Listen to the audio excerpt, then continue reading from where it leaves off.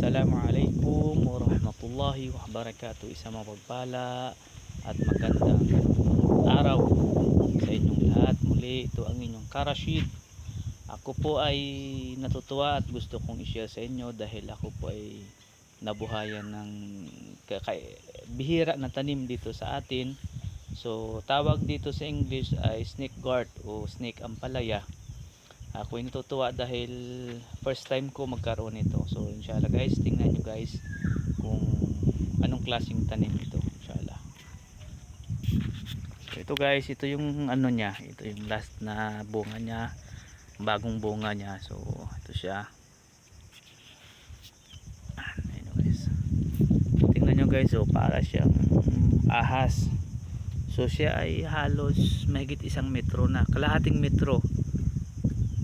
Tingnan nyo guys, mahaba, mashallah. So actually mayroon na siyang naunang bunga. Ito yung pinaka unang bunga niya. So tingnan nyo guys, napakahaba niya, mahigit na siya 1 metro. Tingnan nyo, haba, para talaga siyang ahas, you know, mashallah. So bala ko dito, ito yung gagawin kong binhi. So siya ay aking pagugulangin, inshallah. Siya ay magiging binhi ko para magkaroon ako maraming tanim at inshallah makabahagi tayo. So tingnan nyo guys, so, inshallah guys, sundan nyo ang aking video dahil ako ay mag-vlog o ako ay magko-content kung paano ito lutuin.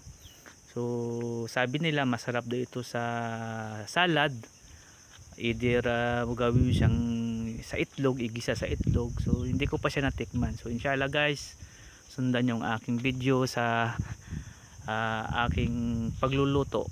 So hanggang dito na lang. Assalamualaikum warahmatullahi wabarakatuh.